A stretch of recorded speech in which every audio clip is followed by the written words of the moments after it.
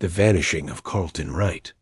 A therapist receives a faded photograph of her long-missing cousin marked with a date after he was presumed dead. The postmark is local. Someone wants her to dig. Quick heads up before we jump in. If you're into real stories, strange disappearances, and the kind of truths people try to bury, go ahead and hit that subscribe button. Turn on the bell so you don't miss what comes next. All right, let's get into it. When 34-year-old trauma therapist Janelle Wright receives an anonymous package containing her cousin Carlton's class ring and a photo of him dated 4 years after his supposed death. It rips open a wound her Southern family tried to seal decades ago. Carlton was the golden boy of their Georgia town, a Morehouse-bound honor student who vanished without a trace on a camping trip in 1999. The police closed the case with vague answers. The town moved on, but someone remembers, and someone is watching. As Janelle returns to Griffin, Georgia, a town haunted by pine trees, silences, and what black folks don't say, she starts to unravel a chilling thread. A town cover-up, a local sheriff's guilt, and a family secret rotting from the inside. The mail came late that Friday, just after dusk, when the porch light flickered against the first breath of spring rain. Janelle Wright was sweeping the last of her crushed eggplant curry into the compost bin when she heard the thud. No knock, no footsteps. Just a small sound, like someone had placed a burden on her doorstep and fled. She opened the door in bare feet and a silk head wrap, eyes narrowing at the package. Brown, no return address. About the size of a jewelry box. A faint smell of wood smoke clung to it, as if it had waited in some forgotten attic too long. Janelle scanned the street quiet. Her block in North Decatur was usually still by this hour. Just the occasional barking from the duplex 3 doors down. She crouched, picked it up, and turned it over. The label was handwritten. Just her name. No title. Janelle Wright, 3020 Larchmont Avenue, Decatur, GA 30030. No stamp, but the postmark was Griffin. Her stomach clenched. Janelle hadn't heard that name spoken in 10 years. Not since she left. Not since the therapy sessions where she tried to rewrite the nightmares into clinical terms. Griffin, Georgia, the town where her cousin Carlton vanished. The place her mother called that pit of ghosts. She closed the door behind her, the deadbolt clicking hard. On the kitchen counter, she used a butter knife to slice the tape. Inside, velvet, lined with pale blue satin. A small ring sat in the middle, facing up like an eye. Gold, class of 1999. Her knees gave out before the scream could rise. It was Carlton's ring. She knew it like she knew her own reflection, his initials etched on the inside, barely visible now. He'd let her wear it once the summer before he disappeared, said it was for protection from boys too stupid to ask her name first. He joked that it made her look dangerous. Now the ring felt cold as bone in her palm. She almost missed the folded paper tucked under the satin flap. Almost. When she unfolded it, her breath caught.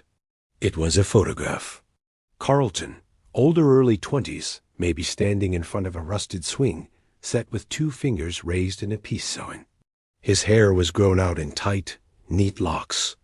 He wore the same smirk he had at 17, like he was thinking of 3 things and laughing at all of them. Written in faded blue ink across the bottom. June 12, 2003. That was 4 years after his disappearance. She sank to the floor, back against the cabinets, the tile cold against her skin. For a long moment, she didn't move. Her eyes just burned, fixed on the photo. And then, like a muscle she hadn't used in years, something deep inside her clicked back on. She pulled her phone from the charger.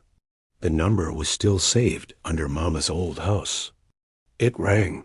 Once, twice. "Hello, Uncle Ty?" she said. Her voice shook, but her spine didn't. What happened to Carlton? A long silence. "Janelle, don't do this. came the answer, ragged and too fast. But it was too late. She was already packing a bag. The drive from Decatur to Griffin should have taken just over an hour, but Janelle didn't rush. She let the silence inside the car stretch, filled only by the hush of tires on wet asphalt and the low hum of her mind racing. It had been 14 years since she left Griffin, and nearly 26 since Carlton vanished on that camping trip. They'd all accepted he was dead, or at least that's what they said. But the photo said otherwise. So did the ring. Janelle gripped the steering wheel tighter, her thumb absently rubbing the knuckle where Carlton's ring now sat. The last time she saw him, she'd been 8 and sulking because he wouldn't let her tag along with him and his high school friends. Next time, he'd said, ruffling her braids. You gotta be at least 10 to roll with the cool crew. There was no next time. Until now. She passed the old town sign just before noon. Welcome to Griffin, Georgia. Home of Southern hospitality. It hadn't changed. Same peeling paint. Same lie. She rolled past fields now littered with half-built subdivisions and big-box stores. The Dollar General stood where the old skating rink used to be. The barbershop Carlton used to sweep for tips was boarded up, now plywood-stained with old graffiti. But the liquor store next door was still thriving. It wasn't until she turned down Pinehurst Lane that the ghosts started pressing in. Every house looked like it was holding its breath. When she pulled into her uncle's gravel driveway, the tires crunched louder than she expected. The same wooden swing Carlton used to push her on still hung from the oak tree out front. Its ropes sagged now, the seat faded to a dull gray. She sat in the car for a moment, staring at the porch. Then the door opened. Uncle Ty stepped out wearing his Sunday suspenders, and a scowl carved deep into his forehead. You said you weren't ever coming back, he called out. Janelle opened the door, grabbed the envelope from the passenger seat, and met him halfway. You lied, she said simply, holding the photo out. He didn't take it. Just looked down at it, jaw tightening, chest rising like it cost him something to breathe. Where'd you get this? He muttered. It was left on my doorstep, Janelle said. Postmarked from Griffin. He finally looked her in the eyes. There was fear there. Not panic, not shock. Fear. Come inside, he said after a pause. Before someone sees. Inside, the house smelled like old wood and something frying. The same brown couch, the same doily-covered TV stand. A picture of Carlton in his graduation cap still sat on the mantel, next to a dusty urn that wasn't labeled.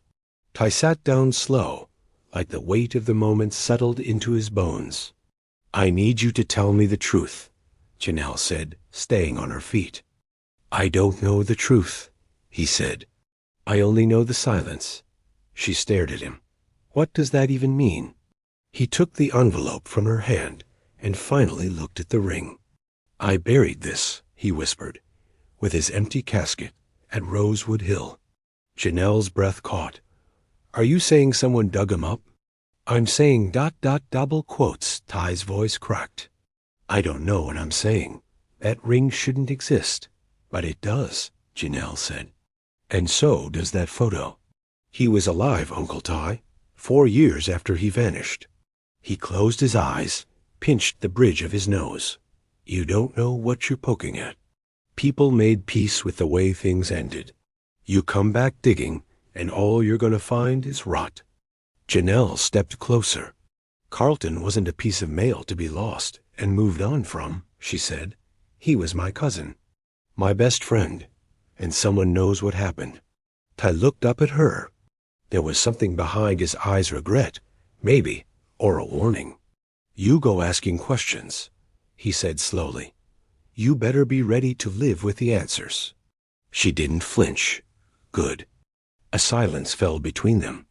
Then Ty spoke again, quieter this time. Start with Miss Alberta down at St. Luke's, he said. She was the last person to see him alive. Besides the boys on that trip. Janelle nodded, already heading for the door. Be careful, he called after her. And don't trust everyone who claims to remember him. She paused, hand on the knob. I never did. And then she stepped back into the Georgia heat, ring on her finger, photo in her purse, and a name in her head. Miss Alberta. St. Luke's Baptist Church sat off a winding dirt road where the pavement gave up and red Georgia clay took over. It was the same small chapel with flaking white paint and a rust-streaked bell tower. Janelle remembered summers on those wooden pews, her legs sticking to the varnish, while Sister Alberta led the choir in a voice that could shake ceiling tiles. Now, that same voice was humming softly through the open sanctuary doors. Janelle stepped inside. The air was warm, heavy with dust and lemon oil. The smell of hymnals, old wood, and artificial lily tugged something deep in her gut. It looked the same as it had 20 years ago, like time had passed everywhere else but here. Miss Alberta sat at the front near the altar, arranging hymn sheets in a wooden box. She wore a lavender blouse and orthopedic sandals, her short silver curls tucked beneath a soft net cap. Her hands trembled slightly, but her eyes were clear and sharp when she glanced up. Well, well, she said. Look what the wind blew back. Janelle offered a small smile. Hey, Miss Alberta. I know that walk anywhere, the older woman said, standing slowly. Right girls always walk like they're running from something. Janelle's throat tightened. Can we talk? She asked.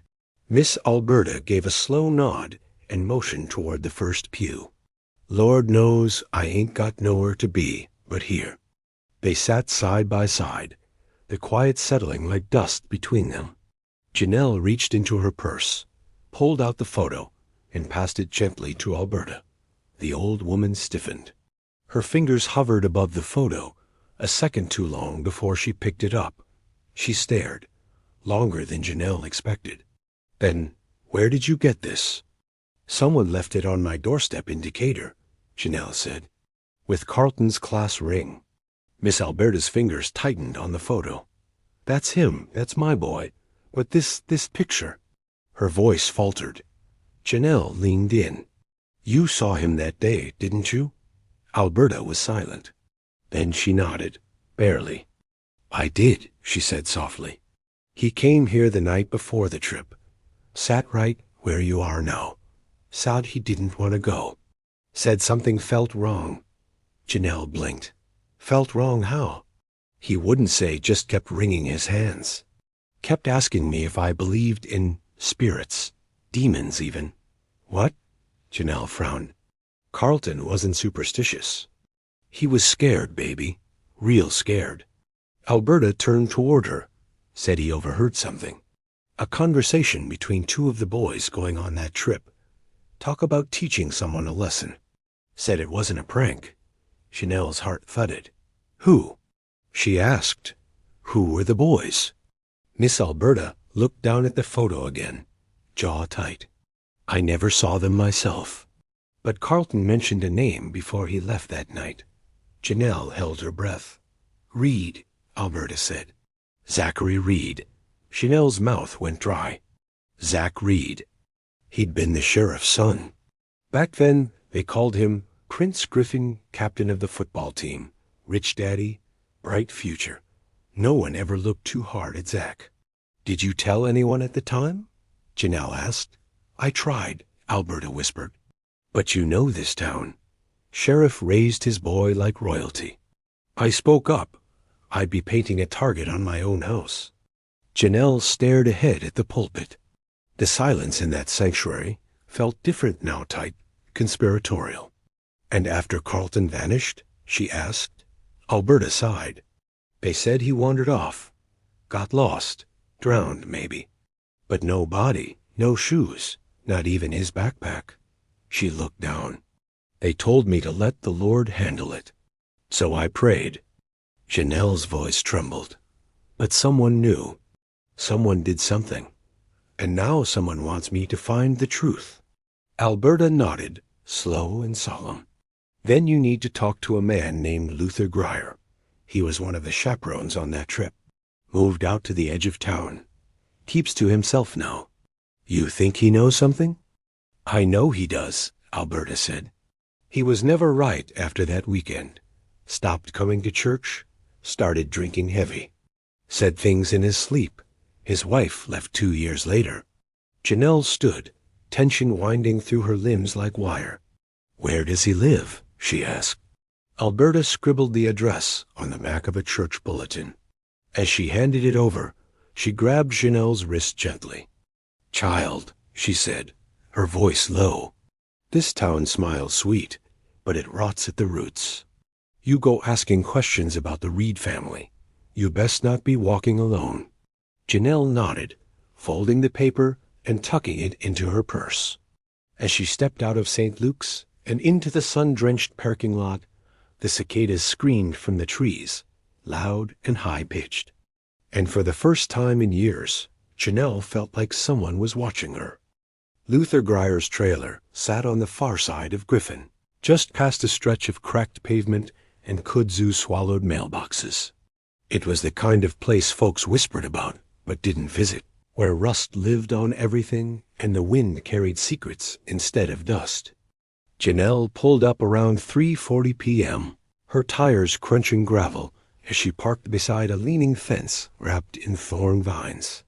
The air smelled like engine oil and pine sap, thick with humidity that stuck to her skin before she even opened the door. The trailer looked tired. Its once white siding had faded into a dull beige gray, patched in spots with duct tape and sheet metal.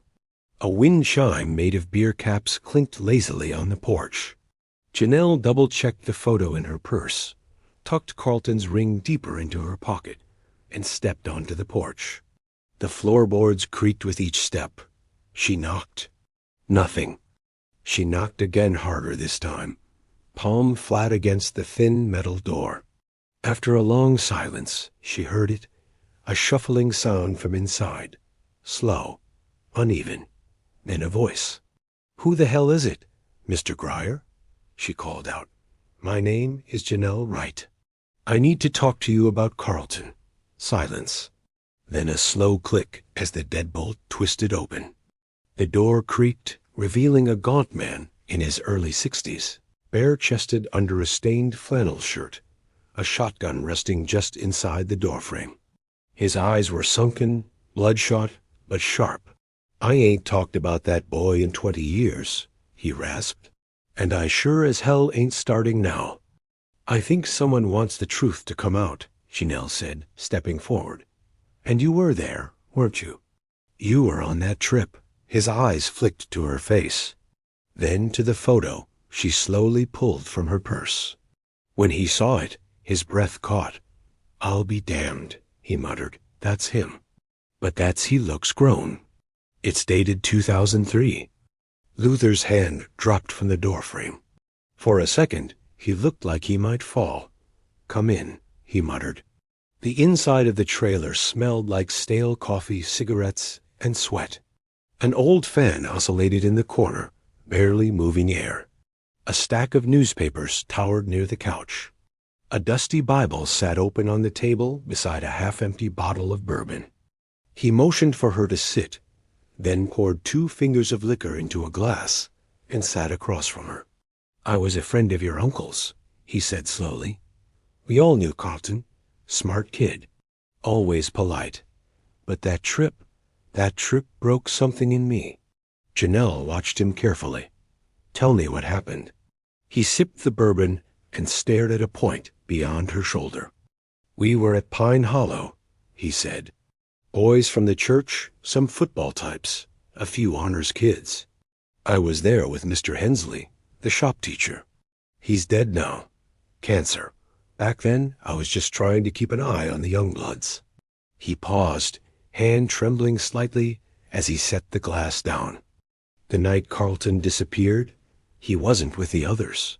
He was always wandering off, thinking too hard. That night, I remember waking up to yelling. Not a fight, more like ... panic. Janelle's breath caught. Who was yelling? Couldn't see who at first. I got out of my tent and saw movement near the woods. 4 boys dragging something heavy. He looked her dead in the eye. They were dragging Carlton. Chanel's heart dropped. He was limp, Luther said, voice cracking. I couldn't tell if he was breathing. I called out. They froze. One of them, I swear on my life, it was Zach Reed. He looked me dead in the eye and said, "Go back to your tent, old man. This ain't your business." And you just did? She whispered. Luther's face twisted. Shame. Fear. I was a coward, he muttered. I let it go. Next morning, Carlton was gone. They said he wandered off. Sheriff sealed it up clean. No search dogs, no questions, just prayers and excuses. Janelle stood, her fists clenched. You saw them hurt him. You saw them drag him into the woods. I tried to report it, Luther said. Next thing I knew, my tires were slashed, my job disappeared, and my sister's car got set on fire. Sheriff Reed made sure I got the message. Janelle's pulse roared in her ears. All these years. And you never told anyone else? No one would have listened, he said. And I wasn't trying to die back then. Janelle paced the floor, fighting the urge to scream. He was a child, she said low, and they erased him. Luther looked at her, eyes full of something hollow. They didn't erase him, he said softly. They hit him. Janelle stopped cold. What? Luther leaned in. I never believed they killed him. Not that night. Zach's words, they weren't panicked. They were planned. Like they had somewhere to take him. Janelle's throat tightened. Where? She asked. There's a hunting cabin, Luther said. Up near Beaver Creek. Belonged to Sheriff Reed's brother. Wasn't listed on any maps. They used to take folks up there who needed ... convincing. Chanel's stomach twisted. You think they took Carlton there? She asked. Luther nodded once. If you want to find the truth, that's where the bones are. Janelle backed toward the door, already pulling out her phone to write it down. As she opened it, Luther said one last thing. They're watching now, you know. You stir up ghosts, you best believe the living get nervous. Janelle nodded, eyes cold. Good, she said.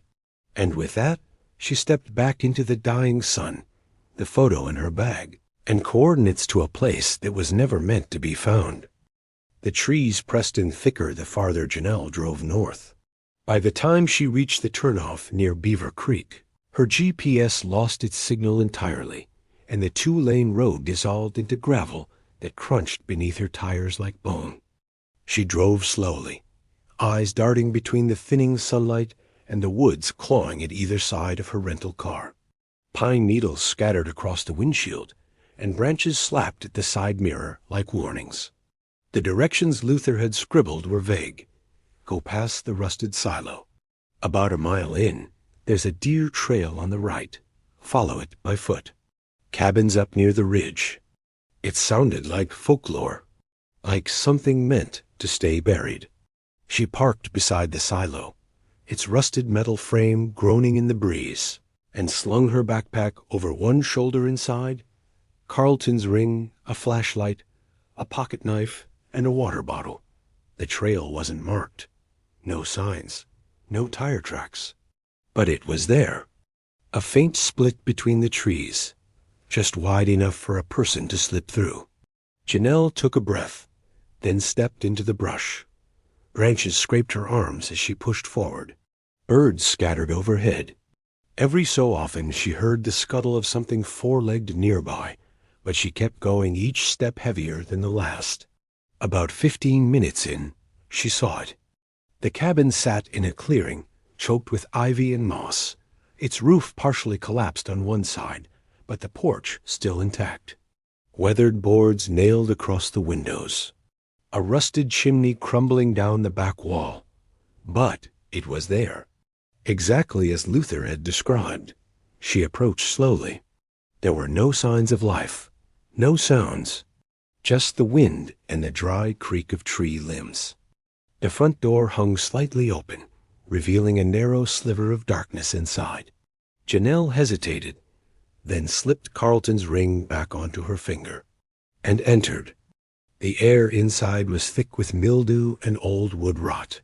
The floor sagged beneath her weight, but held. Dust blanketed everything.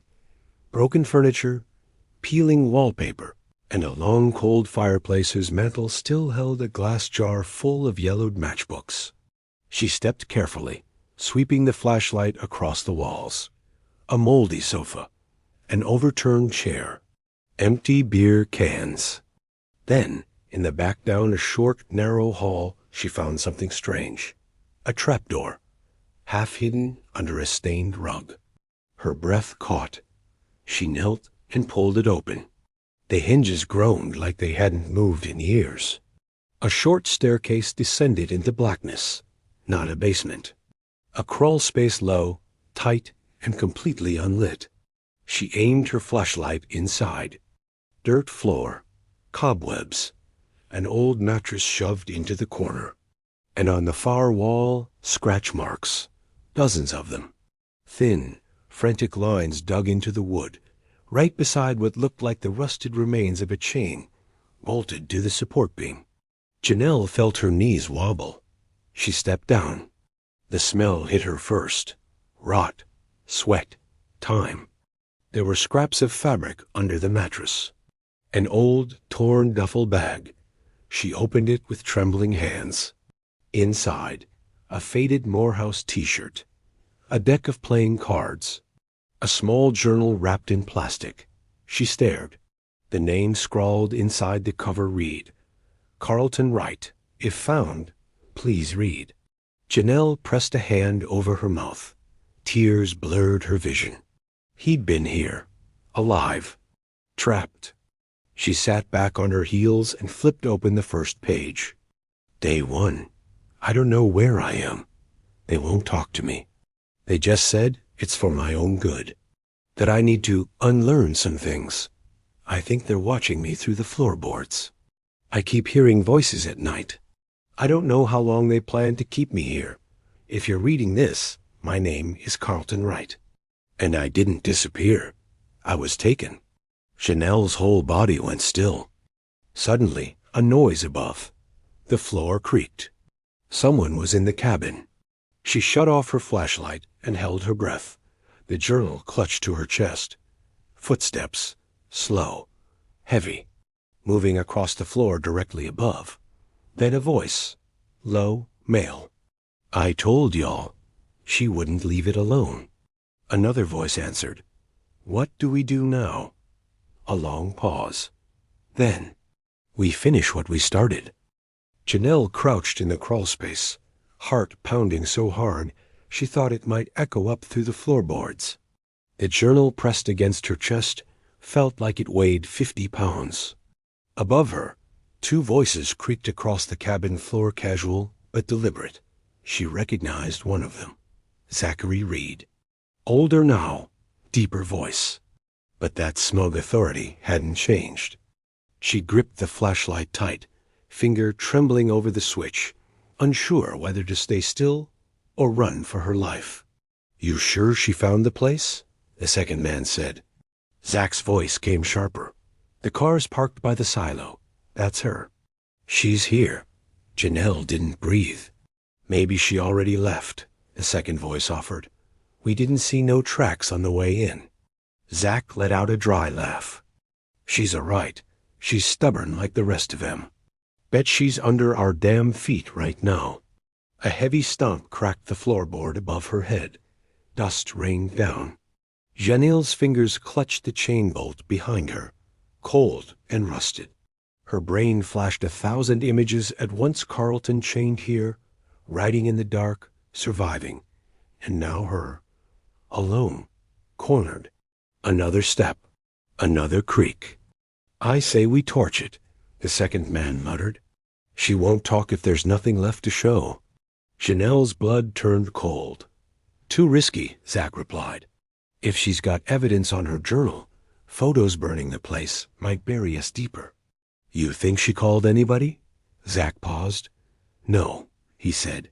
She's alone. That's the kind of girl she is. Always was. Janelle's mind moved fast. They were going to kill her. She glanced at the crawl-space wall. There, in the far corner near the rusted pipe, light spilled in barely, but enough. A crack between the boards. Maybe a way out. She slung the backpack over her shoulder, tucked the journal inside, and began crawling slow, silent, praying every inch of her movement went unnoticed. The voices shifted to the other side of the cabin. Check the back room. I already did. Janelle reached the wall and pushed. Nothing. She pressed harder, wedging her shoulder against the plank. It groaned. She froze. A beat of silence above. Then Zach's voice closer. Did you hear that? She shoved once harder this time. The plank gave way. She scrambled through into the open air, dirt and dead leaves clinging to her jeans. She rolled down a shallow hill behind the cabin and landed behind a rotting log, panting, heart hammering in her ears. Above, the cabin door flung open. There! Zach's voice. She didn't wait. Janelle bolted into the woods, ducking low, zigzagging between trees. Branches slapped her face. Roots threatened her footing, but she kept going. The forest swallowed her whole. Behind her, feet pounded the ground. Snaps, yells. Don't let her get to the damn road. She ran faster. Her lungs burned. Her calves screamed, but she didn't stop. Then up ahead, sunlight breaking through trees. A clearing. She burst through and tripped onto gravel. Her car, right where she left it. She dug into her pocket, keys slick in her hand. Threw the door open, slammed it shut. The second man burst through the woods just as the engine growled to life. She hit the gas. The tires fishtailed, spitting gravel. She caught a glimpse of him in the rearview white shirt, thick arms, a shotgun slung over his back. His mouth moved, but the wind swallowed his words. She sped down the hill, heart galloping. Behind her, the trees closed again. By the time she reached cell service, she was trembling. She pulled into a gas station near the highway, parked behind a delivery truck, and locked every door. Then she pulled out the journal. Her hands shook as she turned to the second page. Day 5. They only feed me once a day. Bread, cold eggs. I hear them talking upstairs sometimes. Zach, Jeremy. One of them laughed about how long I'd last. I won't beg. If I die here, let someone know it wasn't an accident. This wasn't random. It was punishment for knowing too much. Janelle's throat closed. She wiped her face with the sleeve of her shirt, then opened her phone and typed out a message to herself. If something happens to me, look in the journal. Zach Reed, Carlton Wright, Pine Hollow. Find the truth. She hit save. Then she made a second call. One she hadn't planned. It rang twice. Detective Simone Langley, came the voice on the other end. Simone, Janelle whispered, voice cracking. It's Janelle. I need help. I found him. I found proof. Janelle? Simone's voice sharpened. Where are you? I don't know if they're following me, Janelle said. But they were at the cabin. They tried to kill me. Simone's voice dropped low. Professional. Focused. Stay put. Send me your location. I'll come myself. Don't tell anyone, Janelle said. Especially not anyone wearing a badge down here. A pause. Then, understood. Janelle ended the call, chest still heaving. She looked at the journal again, the words blurring as her vision swam. Carlton had survived hell, and now she was holding the one thing that could burn it all down. Detective Simone Langley arrived in an unmarked charcoal gray sedan 2 hours later. She parked at the far end of the gas station lot, under the shade of a leaning pecan tree, and stepped out dressed in plain-clothes dark jeans, navy windbreaker, badge clipped inside her jacket. Janelle saw her and let out a breath she hadn't realized she'd been holding. Simone hadn't changed much since college, same sharp eyes, same short natural curls, same quiet confidence. They hadn't spoken in over a year. Not since that awkward brunch in Atlanta, where they both skirted around the weight of their diverging lives. But now, she was here. Janelle stepped out of her car slowly, gripping her backpack. "You okay?" Simone asked, voice low, scanning the lot with practiced eyes. "No," Janelle whispered, "but I have something. You're not gonna believe it." Simone motioned for them to sit in her car. Once inside, windows cracked, doors locked, Janelle pulled out the journal and handed it over. Simone opened it. "Read the first 2 pages. Then a third." She went still. "This isn't a story," she said, eyes still on the paper. "It's a damn confession. Carlton wrote all this?" Janelle nodded, her voice raw. "He was alive after the trip. They kept him chained in a crawl space. He wrote that journal from inside it. I found it buried under an old mattress." Simone ran a hand down her face. "Jesus." "They tried to kill me," Janelle said. "They were at the cabin. I got out just before they torched the place." Simone's head snapped around. "They burned it?" Janelle nodded. "Or they planned to. I ran before they could."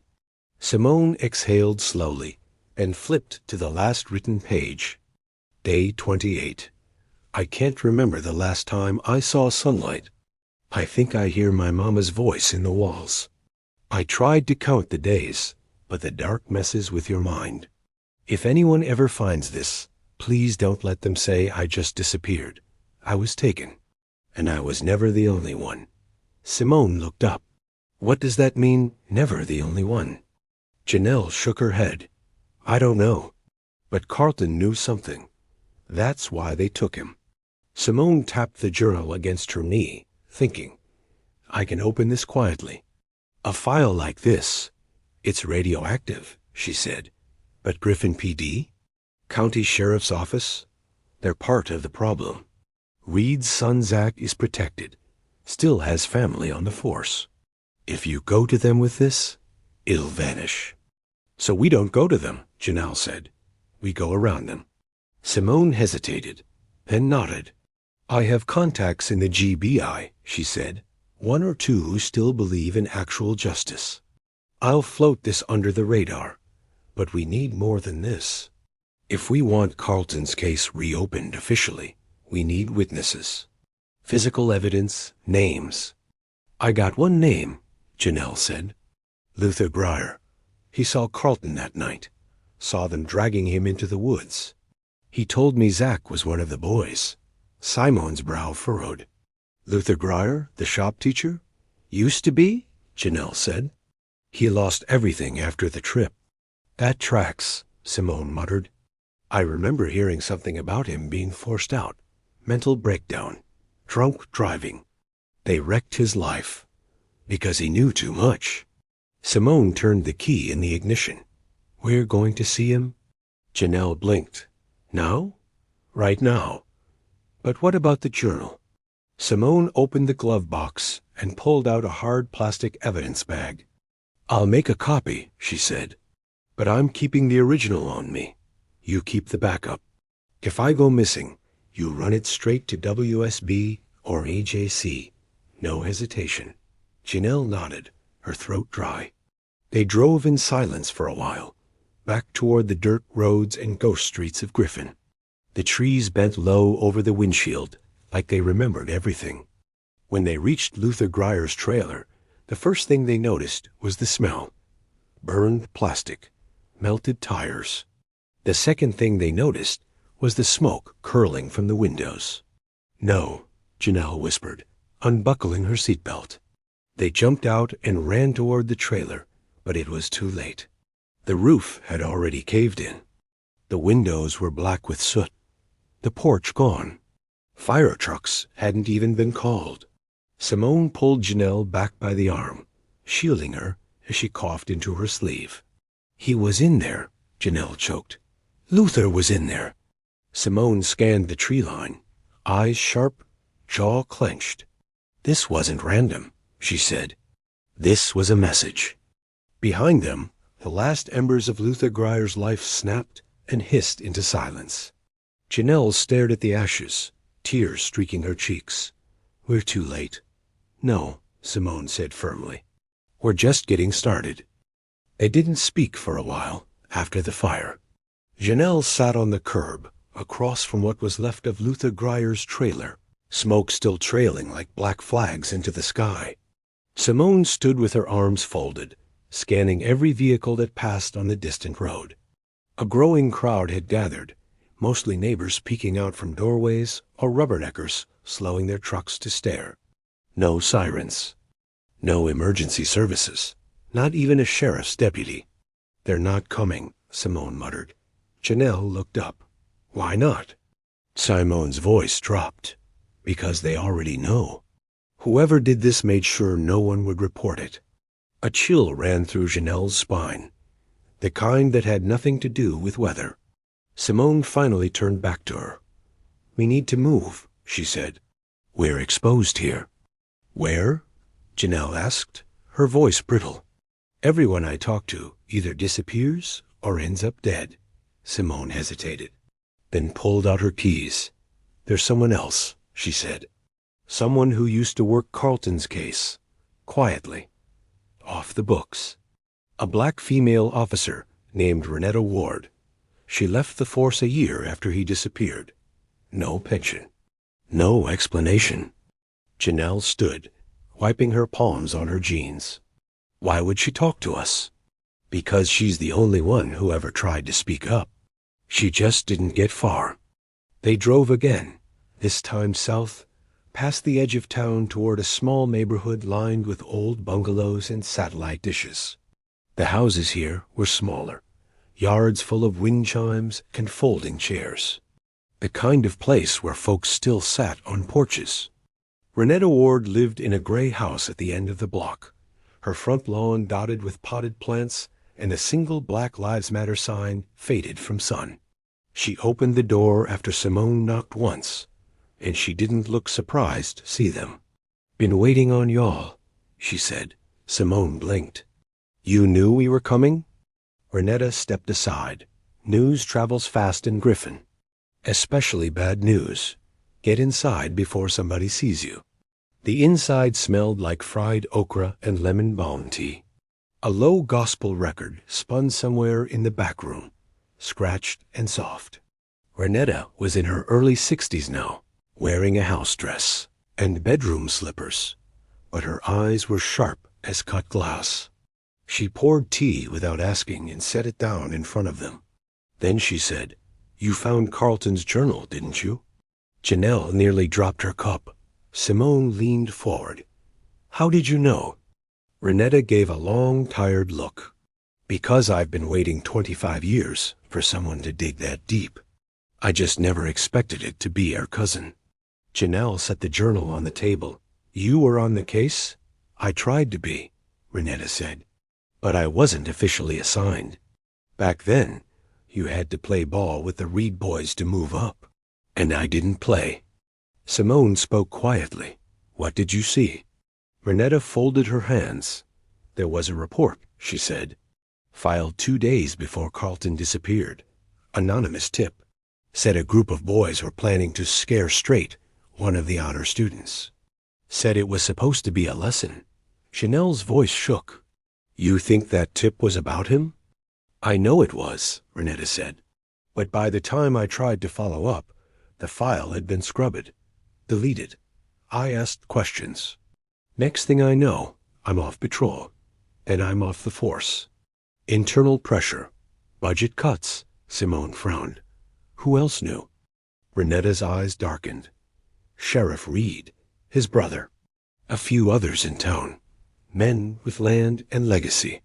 They don't just cover for each other. They erase things." Janelle reached into her bag and pulled out the second item she'd taken from the cabin. Carlton's duffel. She opened it on the table. Renetta stared.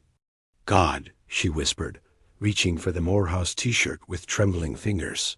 "That's his." "There's more," Janelle said. "The journal mentions other people. Carlton wrote, 'I was never the only one.'"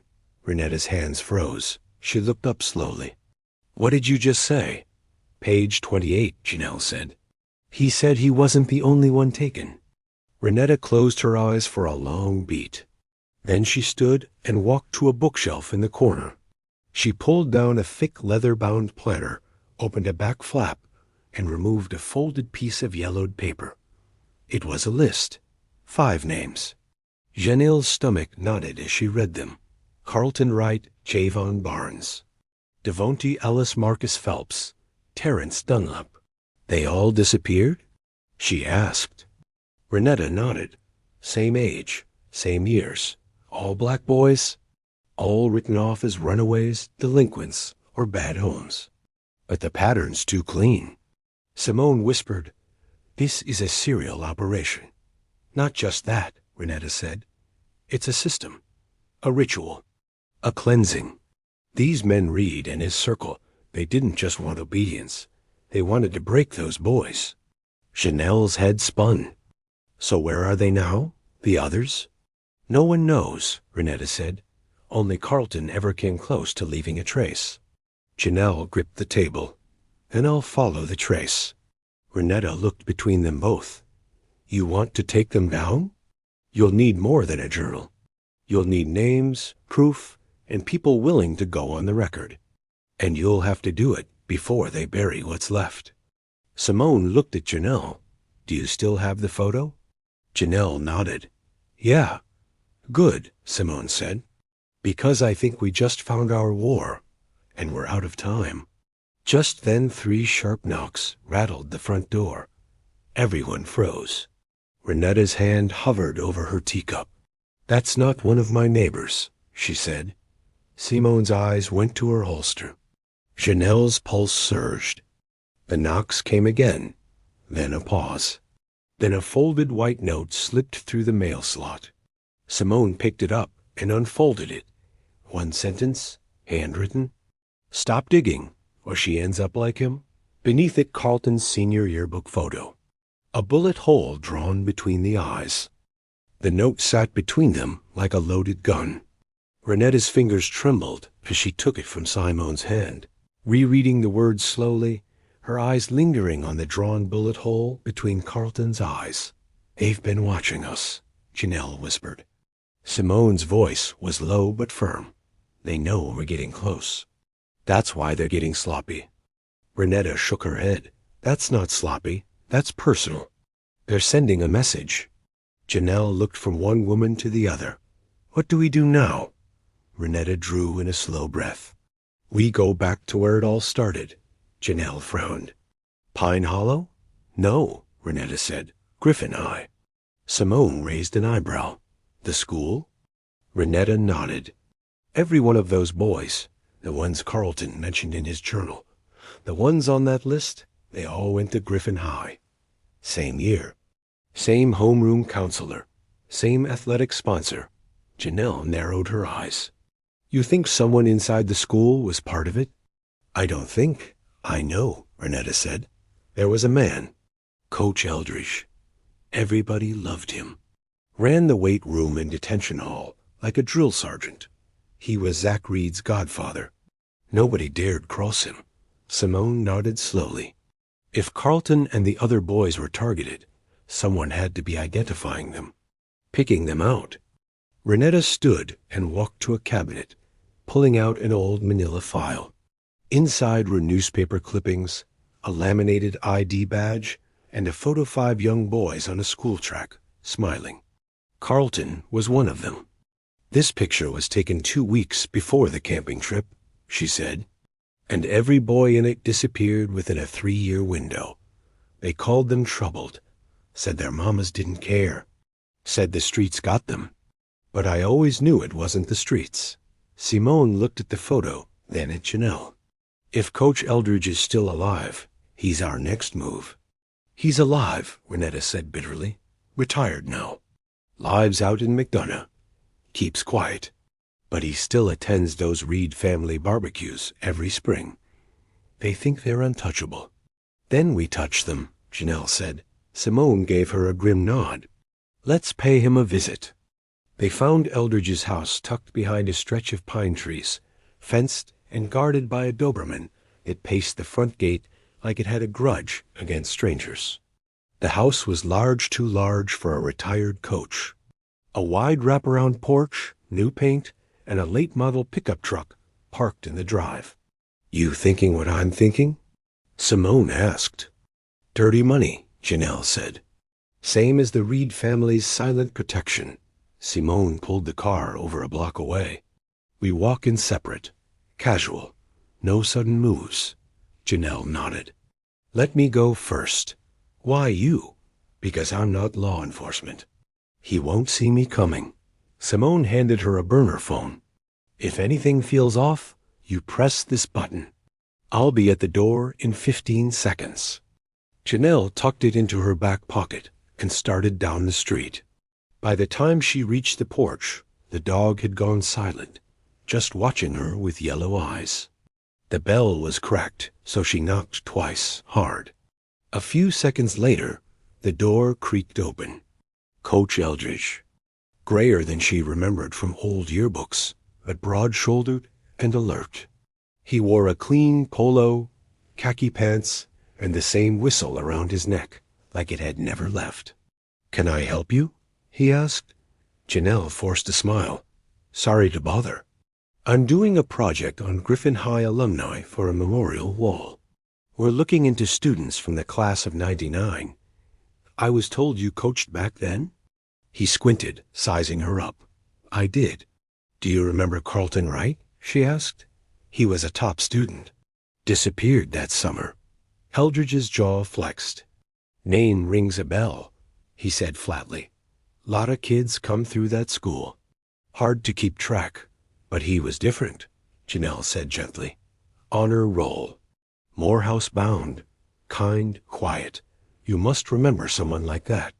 The coach stepped out onto the porch, closing the door behind him. "You're not from no newspaper," he said. Janelle didn't blink. "I never said I was." He stared at her, the easy facade slipping. "You're his cousin, ain't you?" Janelle stiffened. "So you do remember." "Yeah, I remember Carlton," he said, voice now sharp. "And I remember telling the sheriff we shouldn't have brought him on that trip." Her blood ran cold. "Why not?" "Because he asked too many damn questions," Eldridge said. "Acted like he was better than everybody. Started sniffing around things he didn't understand." Janelle's heart thundered. "Like what?" Eldridge leaned in, close enough she could smell the tobacco on his breath. "You think this town don't take care of its own?" he said.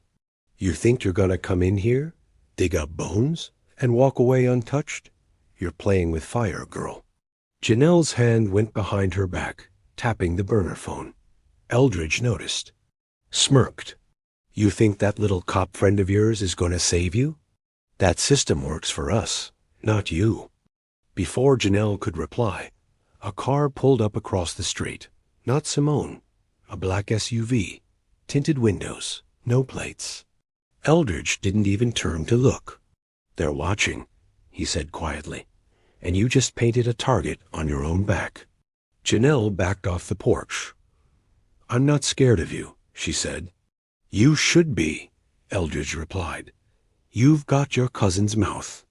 And we all know how that ended."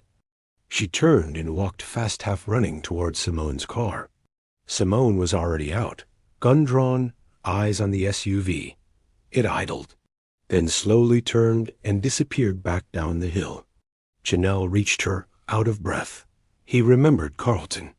"He remembered everything," she said. "He knew I was family." Simone's jaw was tight. Then we just confirmed it. The Reed family and Eldridge, they were behind it all. Janelle opened her backpack and pulled out the journal again. She flipped to the last page and read aloud. "If anyone ever finds this, please don't let them erase me. I am not the only one. Go to the records. Look for the gym schedules. That's where they chose us. That's how it started." Simone looked at her. "The gym," she said. "That means there are school records. Rosters. Attendance logs. Something that connects them." Janelle nodded. "And that's where we go next." Night fell like a dropped curtain by the time Janelle and Simone reached the back lot of Griffin High School. The school had been partially renovated in recent years, new security cameras, a digital sign flashing school pride slogans, but the bones of the building hadn't changed. What hid in those walls had always been bigger than paint and drywall. Simone killed the headlights as they parked behind the gym. The air smelled of wet concrete and cut grass. Somewhere in the distance, a marching band was rehearsing on the football field drums, echoing across the dark like a warning. They entered through a side door Renetta had unlocked earlier, using her old staff badge that still tripped the outdated magnetic lock. Inside, the hallway smelled of floor wax and teenage sweat. Bulletin boards curled with age, and the faint buzz of vending machines hummed from down the corridor. "This way," Simone whispered. They moved quickly, flashlights off, using their phones set to low brightness. Chanel's palms were slick, her heart hammering louder with every step. The gym office was tucked behind the weight room, Eldridge's old domain. The door was locked, but Simone picked it fast with a small tension wrench and a practiced twist. "You've done this before," Chanel murmured. "Too many times," Simone said grimly. The office smelled like old rubber and dust. Metal filing cabinets lined the walls, each labeled by year, department, and sport. A trophy case gathered dust in the corner, full of plaques that gleamed under the foam light. Simone yanked open the drawer labeled Athletics 1998-1999. Chanel pulled out a thick binder labeled Weight Room Usage Varsity JV Mentorship Program. Inside were spreadsheets, names typed in faded ink, rosters arranged by week. She flipped pages quickly, scanning for Carlton's name. Then, "There," she said, pointing. "Carlton Wright, Mondays, 6 to 8 p.m. Simone leaned closer. He was scheduled with Javon Barnes and Devonte Ellis. Those were two of the boys on Renetta's list. Simone scanned the other pairings. And look, Zach Reed's name is on multiple time slots, always with a different student. Chanel's voice dropped. They used the mentorship program. They rotated boys through the weight room, Simone said. All unsupervised. All off the books. No one questioned it. Chanel flipped ahead to the final week before Carlton's disappearance. There, scribbled in red ink, Wright moved to extended session with Reed, Eldridge, Hensley, Pine Hollow Prep. Chanel blinked. They moved him out of rotation, she whispered, to prepare him. Simone's jaw tightened. That was the week before the trip. Chanel's fingers shook. This isn't mentorship. This was grooming, selection, setup. Simone pulled out her phone and began snapping photos of every page. Chanel reached for a second binder, coach notes, incident reports, and flipped through. Most of it was nothing. Petty fights. Missed practices. But then she found a single handwritten note on school letterhead, slipped between two blank pages. Student CW overheard making accusations about upperclassmen. Claims others disappear. Suggested he planned to tell his cousin in Atlanta. Intervention needed. Disrupt before it spreads. The initials at the bottom made her blood freeze. Z.R. Zach Reed. He'd known. He'd tried to silence Carlton before the trip. And the school let him. Janelle felt bile rise in her throat. He warned them, she said. He tried to tell someone. And they covered it up. Simone took the note and slid it into a plastic sleeve. Suddenly footsteps from outside the office. Then a knock on the glass window that faced the weight room. Chanel's blood ran cold.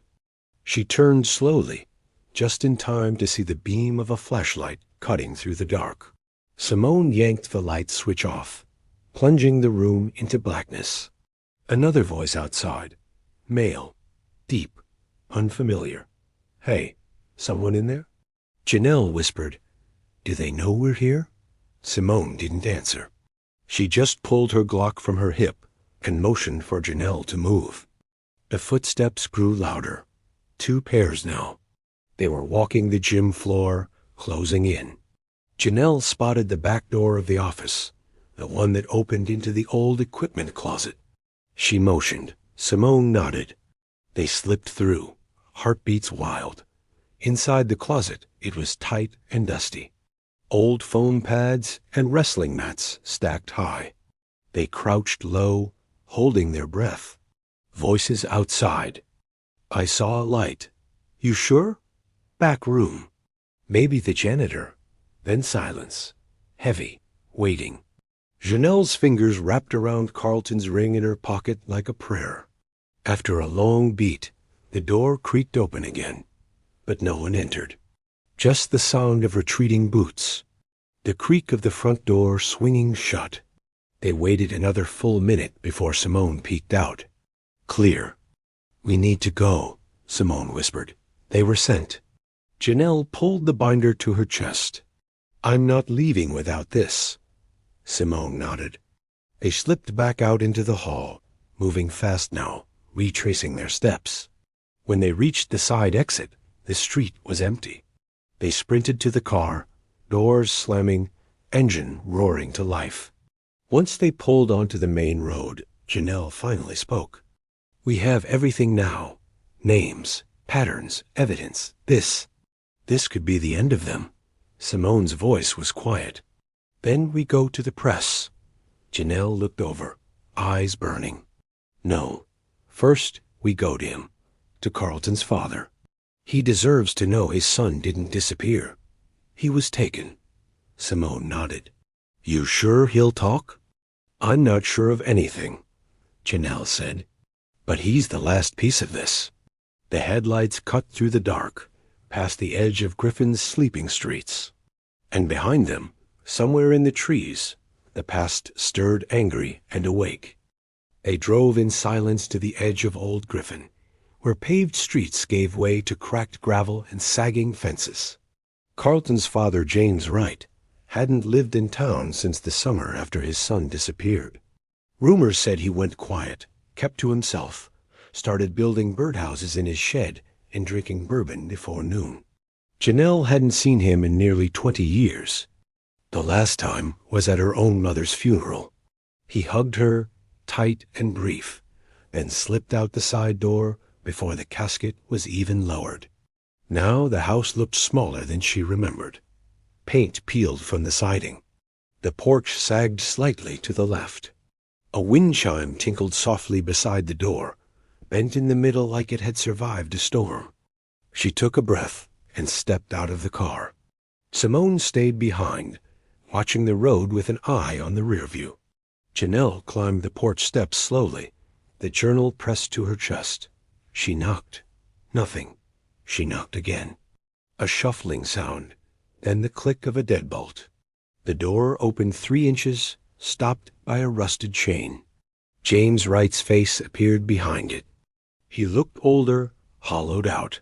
His beard was white now, eyes sunken but alert. The moment he saw her, he paused, squinted. Janelle? His voice was dry, like gravel scraped against wood. Uncle James, she whispered. He stared at her for a long moment, then unlatched the chain and opened the door fully. Come in. The living room smelled like cedar and mothballs. The TV was muted, stuck on a local weather report.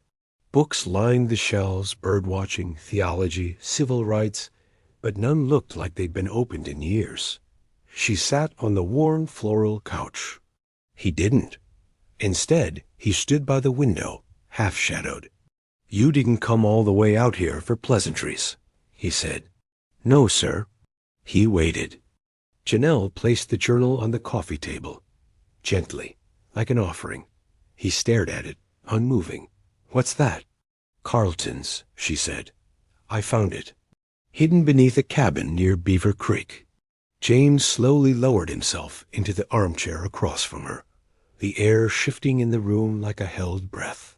He reached for the journal with both hands and opened it. His fingers traced the first page, the second, the third. As he read, tears welled in his eyes, but none fell. He turned each page carefully, as if the words might disappear if handled too fast. When he reached the passage, "Don't let them say I just disappeared. I was taken." He closed the book and sat back. His eyes were glossy now, but his voice came low and steady. "I always knew." Chanel's stomach dropped. "What?" James looked out the window. "I knew he didn't just run away. Not Carlton. He was too sharp, too careful. The night before he left, he came into my workshop, said something was off. He thought he'd seen Zach Reed following him after school. He looked at her. I told him not to go, but he said if he backed out, they'd come after you, after his friends. He said, if I go, I might find out what they're doing. If I don't, they'll find someone else." Janelle's throat burned. "You never told anyone?" James's jaw clenched. "I tried. Went to Sheriff Reed, showed him Carlton's notebook, wrote down what my son told me. Next day, my house was raided for unregistered weapons. I didn't even own a gun. They destroyed everything, made me a cautionary tale." He wiped his face with a trembling hand. I knew then my boy was already gone. They sat in silence, the weight between them growing thicker. "I should have come back," Janelle said, voice cracking. James shook his head. "You were a child. They wanted you gone. That's why your mama sent you north. She knew they were watching." Janelle stared at him, the full picture clicking into place. "She protected me. She gave up everything to get you out," James whispered. "Carlton, too. He stayed. So you could leave." Janelle gripped the arm of the couch, shaking. "I need your help now," she said. "We have names, documents, witnesses. If you speak out, they can't call it a lie. Not anymore." James looked at her, then at the journal. "What happens if I do?" "They tried to silence you again," she said. "But this time, we won't be quiet." He studied her. The girl he once held on his shoulders at 4th of July parades. The niece who used to beg to braid his beard with red, white, and blue ribbon. He nodded once. "I'll talk," he said, "and I'll testify. On record." Janelle exhaled. He stood again and opened a drawer near the window. From it, he pulled out a small, worn cassette recorder. "Laid low for years," he said. "But I still remember what my boy told me. I recorded it. Figured someday someone would come looking." He pressed play. Carlton's voice came through the static, young and unsteady. "If something happens to me, they'll say I ran. But that's not true. They're taking us, one by one. They say it's for discipline, for character, but it ain't that. They're doing things out there. And I think they killed Marcus." Janelle covered her mouth. Simone appeared in the doorway, eyes wide. She'd been listening from the porch. "We have it," she whispered. "We have him. Carlton gave us everything." James reached out and took Chanel's hand, strong despite the tremble. "Then let's finish this." Outside, the sky cracked with thunder. And somewhere in Griffin, the Reed family's walls began to shift one splinter at a time. The courtroom was packed. Every pew lined with townsfolk, journalists and old ghosts disguised as familiar faces. Some had come for justice, others to protect secrets, and some to make sure the lies stayed buried.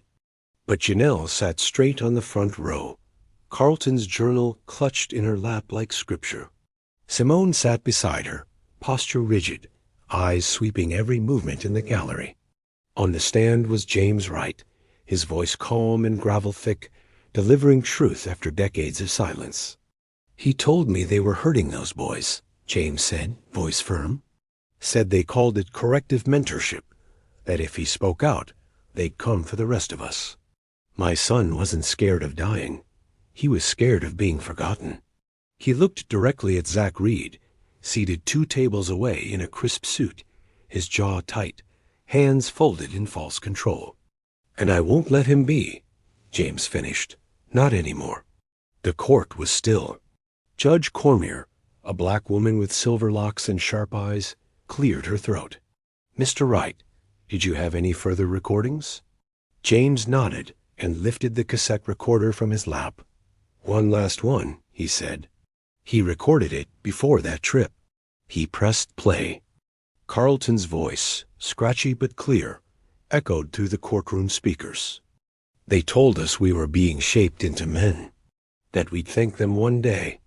But men don't chain boys in basements. They don't silence them for being smart or black or loud.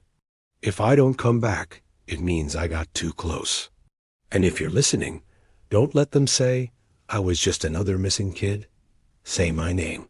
Say all our names." Janelle's chest cracked open. Tears filled the eyes of more than just her family. Even Judge Corrier paused to compose herself.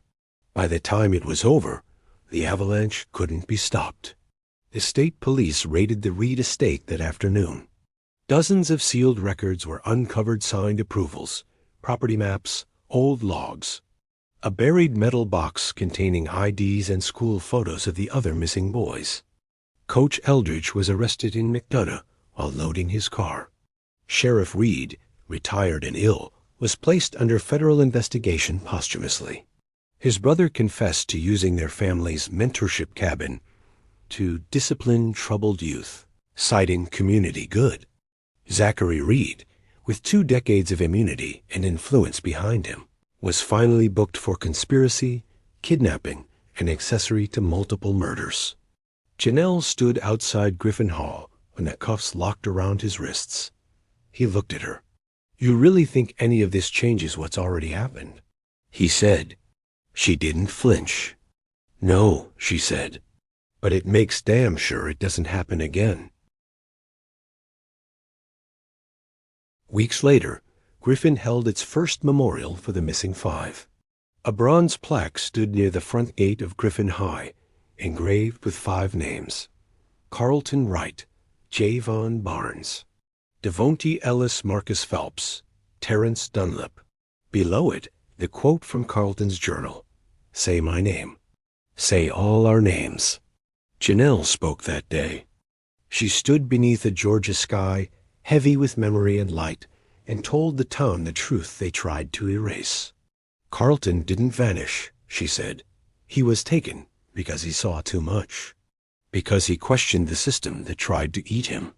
But he left us a blueprint, and now we'll follow it." Simone stood behind her, quiet but proud. Renetta Ward came out of retirement to launch a youth justice initiative in Carlton's name. James started showing up at town halls, his voice steadier each time. And Janelle? She stayed. Opened a trauma center 2 blocks from St. Luke's. Called it the right place. Because healing doesn't start when the system says sorry. It starts when someone refuses to stay silent and says their name out loud. Not every story ends with justice. Some just stop where the paperwork does. But if you listened closely, this wasn't just about what happened. It was about what we ignore, the assumptions we let slide, the voices we tune out because they don't come in the right tone. Somewhere, someone's living with the fallout of this story, not as a headline, but as their everyday. So if this story stayed with you, don't let it fade. Shine it forward. Ask more. Doubt what's too quiet. Because what we choose to see, or not see, decides what happens next. Like, comment, share. Not for clicks, but for clarity. Because awareness is how silence breaks, and how truth finds daylight.